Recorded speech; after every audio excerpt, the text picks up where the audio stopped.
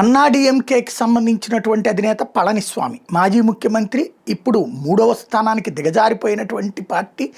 ఇప్పుడు తను నిన్ననే గవర్నర్ అపాయింట్మెంట్ అడిగితే ఇవ్వలేదు. ఇవాళ గవర్నర్ అపాయింట్మెంట్ అడిగారు.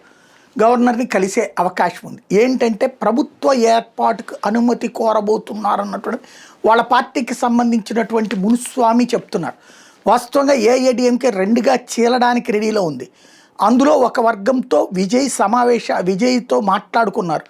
షణ్ముగం అనేటటువంటి రాజ్యసభ సభ్యుడు ఆల్రెడీ ఎమ్మెల్యేగా కూడా గెలిచాడు.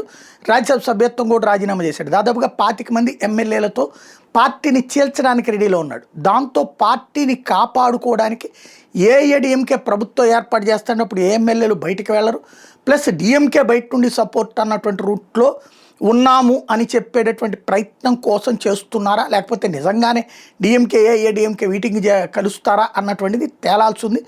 ఏఐఏడీఎంకే అపాయింట్మెంట్ కోరడం, ప్రభుత్వ ఏర్పాటుకు అపాయింట్మెంట్ కోరడం అన్నది ఇక్కడ కీ పాయింట్.